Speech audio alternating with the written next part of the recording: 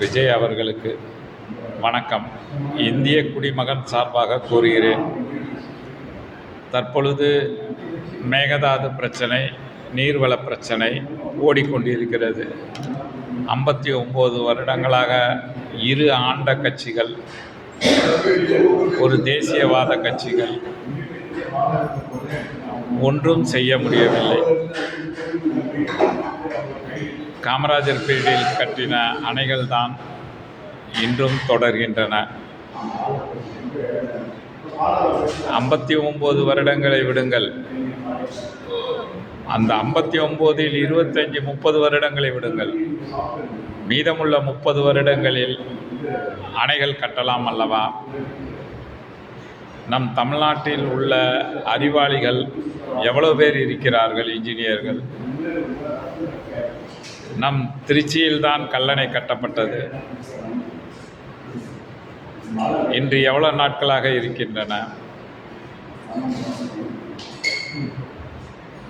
இது பேசி பிரயோஜனமில்லை. பாலம் கட்டுவது, தோண்டுவது, மூடுவது, இதில்தான் பணத்தை செலவு செய்துள்ளோம்.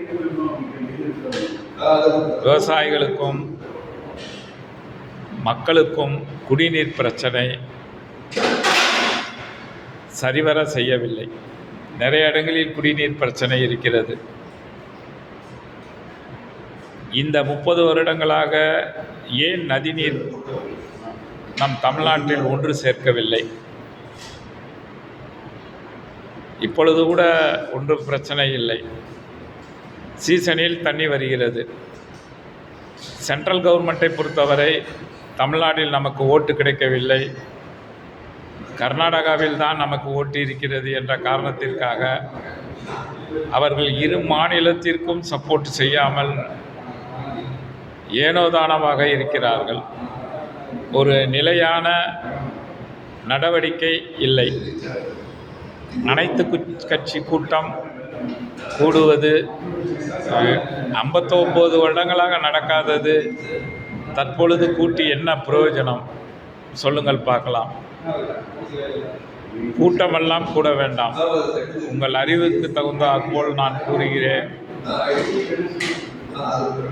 ஒவ்வொரு வருடமும் வெள்ளப்பெருக்கு ஏற்படுகிறது, ஒகேனக்கலில் மூலமாக வருகிறது. ஏன் நம் இடத்தில் ஒரு பெரிய டேம் கட்டக்கூடாது, தேக்கி வைக்கக்கூடாது? ஒரு வருடத்தில் முடியும் அல்லவா? அதற்கு பணம் எல்லா கட்சியிடமிருந்து வாங்க வேண்டும்,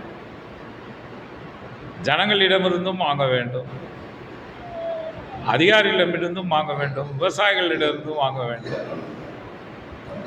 ஒரு பெரிய டேமை உருவாக்குங்கள். சும்மா பேசிக்கொண்டு இருந்தாரெல்லாம் பிரயோஜனம் கிடையாது. இந்த அனைத்து கட்சி கூட்டமெல்லாம் வேஸ்ட்டு. அதேபோல் எம்பி கூட்டமெல்லாம் வேஸ்ட்டு, ராஜினாமா செய்வதெல்லாம் வேஸ்ட்டு. சென்ட்ரல் கவர்மெண்ட்டு ஸ்டெப் எடுப்பார்கள் என்பதும் அவர்கள் அந்த ஸ்டேட்டுக்கு வர வேண்டும் என்ற ஆதரவு இருக்கிறது. ஆகவே அவர்களும் இந்த பக்கமும் முடிவு எடுக்காமல் அந்த பக்கமும் முடிவு எடுக்காமல் நடுநிலையாக இருக்கிறார்கள். ஆகவே நாம் இத்தனை வருடங்களாக பாலம் போடுவது, தோண்டுவது, மூடுவது, தோண்டுவது, மூடுவது, இதே கதையாக தான் நாம் பணம், வரி பணமெல்லாம் செல்கிறது. நம் தமிழ்நாட்டில் உள்ள ஜனங்கள் எலக்ட்ரிக் பில் கூட்டினாலும் சரி, மற்ற விவரங்களை கூட்டினாலும் சரி கட்டுகிறார்கள். யாரும் குறை வைக்கவில்லை. பஸ்ஸில் ஆகட்டும், ட்ரெயின் ஆகட்டும், எல்லா விதத்திலும் தமிழ்நாட்டில் கரெக்டாக கொடுக்கிறார்கள் ஜனங்கள், ஏழையாக இருக்கட்டும், பணக்காரர்களாகட்டும். ஆனால் அரசியல்வாதிகள் தான் ஜனங்களுக்கு தண்ணீர் கூட ஒரு சில ஏரியாவில் கொடுக்க முடியாத சூழ்நிலை ஒழிகிறது. விவசாயத்திற்கு வருடம் புலம்புகிறார்கள், ஸ்ட்ரைக் செய்கிறார்கள். இதெல்லாம் தேவையே இல்லை. இந்த 59 வருடங்களாக என்ன செய்து கொண்டிருந்தார்கள்? ஒரு டேம் கட்டவில்லை. ஏன் கிருஷ்ணகிரி, தர்மபுரி இந்த சைடு ஒரு டேம், பெரிய டேம் கட்டலாம் அல்லவா? ஆகவே இனிவேராகவது விஜய் அவர்களே, நீங்கள் தமிழ்நாட்டினுடைய அறிவாளிகளை வைத்துக்கொண்டு, இன்ஜினியர்களை வைத்துக்கொண்டு அந்த டேம் எங்கு கட்டலாம் என்பதை யோசனை செய்யுங்கள். மேகதாது கட்டிவிட்டால் நமக்கு வராது என்பது ஒரு பக்கம் இருந்தாலும், பாருங்கள், இயற்கை கொடுத்த தண்ணீர் அவனால் தாக்கு பிடிக்கவில்லை, 150 கிராமம் அழிந்துவிடும் என்ற காரணத்திற்காக திறந்து விடுகிறார்கள். இந்த திறந்து விடும் தண்ணி எல்லாம் எங்கு செல்கிறது? கடலுக்குத்தான் செல்கிறது. ஆகவே ஒன்று விஜய் அவர்களே, டேம் கட்ட வேண்டும். அதாவது ஒகேனக்கலில் இருந்து இங்கு வரும் வரை எந்த இடம் டேம் கட்ட, பெரிய டேமாக கட்ட வேண்டும். வசூல் செய்யுங்கள். இவ்வளோ வருஷம் கட்சி கஜாராவை நினைப்பினார்களே ஒழிய, அவர்களெல்லாம் வசூல் செய்யுங்கள். எல்லா கட்சியிடமும் வசூல் செய்யுங்கள். ஜனங்களிடமும் வசூல் செய்யுங்கள். விவசாயிகளிடமிருந்து வசூல் செய்யுங்கள். நீங்களும் அதன் பங்கை போடுங்கள். நிச்சயமாக ஒரு வருடத்திலிருந்து 1.5 வருடத்திற்குள்ளாக 100 பேர் செய்ய வேண்டிய வேலையை 2000 பேர் செய்தால் முடிந்துவிடும். இப்பொழுது டெக்னிக்கல் நிறையாக வந்துவிட்டது. சைனாவை போய் பாருங்கள் எப்படியெல்லாம் கட்டுகிறார்கள் என்று. ஆகவே இதை ஒரு முடிவுக்கு கொண்டு வாருங்கள். அடுத்து அந்த தண்ணி மேட்டூரில் இருந்து விவசாயத்திற்கு பயன்படுவதற்கு குளங்களை எல்லாம் சீர் செய்யுங்கள். தேக்கி வைப்பது போல் சீர் செய்யுங்கள்.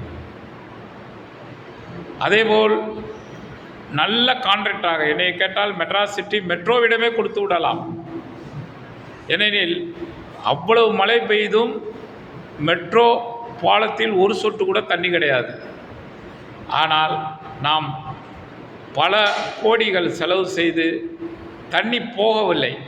மெட்ரோவிடம் கொடுங்கள், அவர்கள் சென்னையை ஒரு வழி செய்து விடுவார்கள் தண்ணி தேங்காத அளவுக்கு.